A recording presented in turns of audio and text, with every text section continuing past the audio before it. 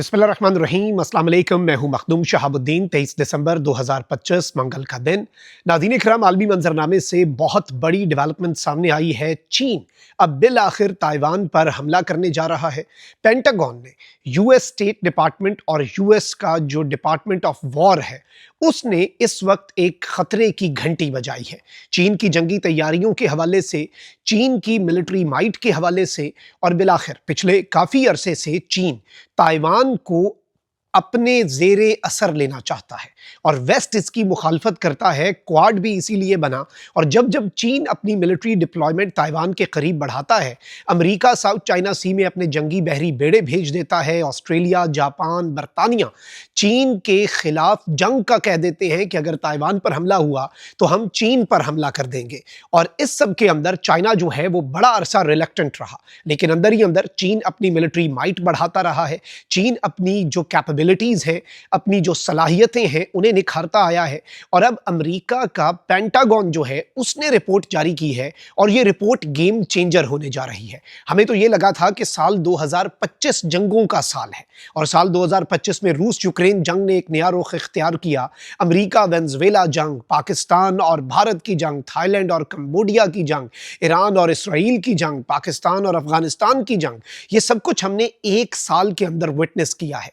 लेकिन अब यूं लग रहा है अनफॉर्चुनेटली कि 2025 जो है वो बड़ी जंगों की बुनियाद रखने का साल था। यानी अब अगर अगली कोई जंग होती है, जो कि 2026 में इम्कानात बढ़ चुके हैं, तो वो एक full fledge full scale war होगी जो कि अनअवॉइडेबल होगी। मैं सारी डिटेल्स आपके सामने रखता हूं और चाइना की इन कार्रवाइयों और तैयारियों के हवाले से भी। लेकिन उससे पहले आपको मालूम है कि हमारे चैनल को भारत और अफगानिस्तान के लाखों अकाउंट्स की तरफ से रिपोर्ट किया जा रहा है। इस असर को जायल करना आपके हाथ में है। जायल किस तरह से यह असर होगा कि इस वीडियो को लाइक करें, एक के बजाय ज्यादा से ज्यादा कमेंट्स करें और इस वीडियो को मुख्तलिफ व्हाट्सएप ग्रुप्स में शेयर भी करें। नाज़रीन इकराम, रूस यूक्रेन जंग अब यूरोप तक पहुंचनी है, यह भी 2026 में कहा जा रहा है। बल्कि इवन जर्मनी ने यह बात कही थी और जर्मनी ने अपने जेरे जमीन बंकर्स तक बनाने तैयार कर दिए हैं इसराइल की तर्ज पर कि भाई रूस के मिसाइल आने ही आने हैं और 2027 के शुरू तक रूस इस काबिल हो जाएगा कि वो यूरोप के साथ एक जंग जो है वो लड़े जिसकी हिद्दत और शिद्दत बराह रास्त यूरोप तक आए। अमेरिका वेनेजुएला वाली जंग में चीन जो है वो खामोशी से वेनेजुएला की मदद कर रहा है और वो भी एक बड़े तनाज़े में कन्वर्ट हो सकती है। और चीन को अपना भी मसला है ना कि भाई मैं ताइवान की तरफ देखता हूं तो अमेरिका आ जाता है डंडा लेकर अपने हाथ में। तो अब अमेरिका अगर वेनेजुएला की तरफ देख रहा है और अगर एक्सट्रीम कदम उठाता है तो चीन जो है वो वेनेजुएला की मदद करेगा, टिट फॉर टैट। उसी तरीके से पाक भारत टाकरा अगर अगला हुआ तो पाकिस्तान का भी इस मरतबा मिजाज जो है वो काफ़ी और है और इस मरतबा सिर्फ 6-0 नहीं होगा। अफगानिस्तान वाली साइड पर Pakistan is planning an operation clean up जिसमें बफर जोन का क़याम होगा। इसी तरीके से बाकी जंगें भी, मतलब एक पूरी फहरिस्त है। इवन मिडल ईस्ट के अंदर भी जंगों के जो खतरात हैं वो टले नहीं है, बल्कि किसी भी लम्हे जो लावा है वो फट सकता है। लावा अंदर ही अंदर उबल रहा है। ईरान वाला मामला भी आपके सामने है। अब हम आते हैं स्पेसिफिकली चाइना। अब नाज़रीन इकराम, चाइना जो है उसकी पावर को कंटेन करने के लिए क्वाड बना। अब क्वाड में से इंडिया माइनस हो गया, लेकिन क्वाड के मकासद जो हैं वो अभी भी अपनी जगह पर ही हैं। और इवन आप ये देखें कि जापान, ऑस्ट्रेलिया, यूनाइटेड स्टेट्स ने फिलीपींस के जो रहनुमा हैं उनके साथ मुलाकात की। यानी एक तरह से डी फैक्टो एक नया क्वाड बना दिया, बिकॉज इंडिया बेकार हो चुका है उनके लिए। इंडिया की तो हालत जो पाकिस्तान ने कर दी, उसके बाद भाई कौन इंडिया के ऊपर इन्वेस्ट करेगा कि ये चाइना से पंगा ले। वो कहेंगे पाकिस्तान से तो पहले जीत लो। पाकिस्तान के पास तो चाइना की, हमारे पास तो J-10C था ना, तो J-35 का मुकाबला कर लेगा ये इंडिया। J-35 भी खैर अब हमें मिलने वाला है अगली जंग में, इन्हें J-35 का हम पहले ही जौहर दिखा देंगे। लेकिन अब नाज़रीन इकराम, पेंटागन जो है उसने स्टेटमेंट जारी की है कि China expects to have ability to invade and win Taiwan by end of 2027।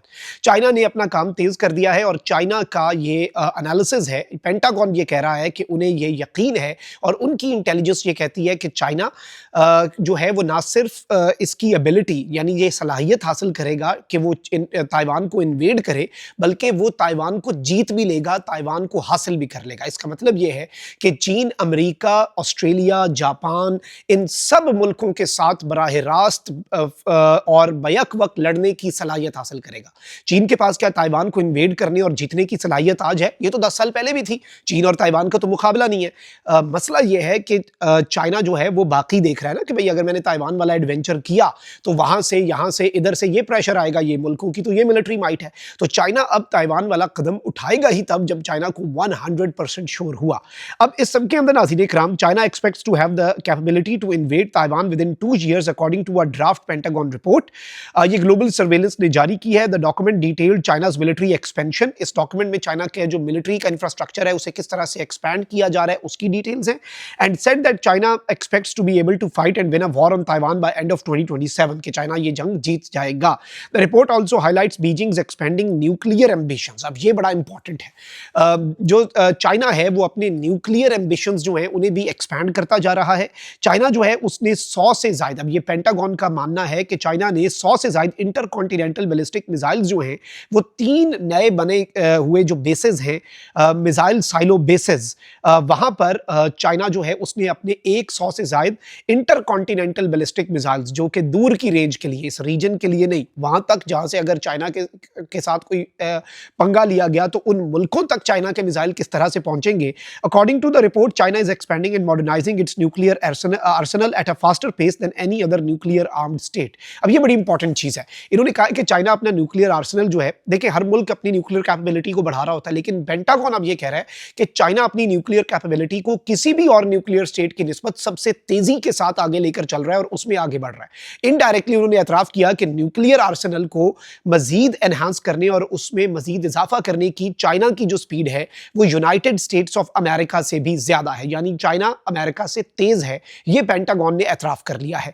अब इस सब के अंदर बताया ये गया है कि DF-31 इंटरकॉन्टिनेंटल बैलिस्टिक मिसाइल्स जो हैं वो भी लगा दिए गए हैं और चाइना जो है, the report indicates a continued expansion and diversification, कि चाइना जो है वो ना सिर्फ एक्सपैंड कर रहा है बल्कि डाइवर्सिफाई कर रहा है बड़े मुख्तलिफ अंदाज में, ताकि मुख्तलिफ ऑप्शंस हो स्ट्रेटेजिक न्यूक्लियर फोर्सेज को, जिसमें साइलो बेस्ड डिप्लॉयमेंट्स जो हैं वो की जा रहा है। इसमें सर्वाइवेबिलिटी भी है और सेकंड स्ट्राइक कैपेबिलिटी भी है अगर ग्रेट पावर कंपटीशन हो, यानी एक बहुत फुल फ्लैश। देखिए अमेरिका अगर स्ट्राइक कर देता है, चाइना यहां से अपना न्यूक्लियर अटैक करता है, अमेरिका जवाबन करता है, तो सेकंड स्ट्राइक कैपेबिलिटी जो है वो भी चाइना ने अपनी डेवलप की है और ये एक बहुत बड़ा एम्बिशन है चाइना का। और ये तैयारियां एज पर पेंटागन ये बताती हैं कि चाइना ना सिर्फ मिलिटरली आगे बढ़ता जा रहा है। इवन आपने यूएस कांग्रेस की रिपोर्ट देखी होगी, वो रिपोर्ट तो खैर इस बात पर थी कि चाइना के वेपन्स वेस्ट के वेपन से आगे हैं, लेकिन उसमें पाकिस्तान की फतह का ऐलान भी था, क्योंकि उसमें लिखा गया था कि पाकिस्तान ने J-10C और PL-15 मिसाइल जो हैं उनसे राफेल को गिराया।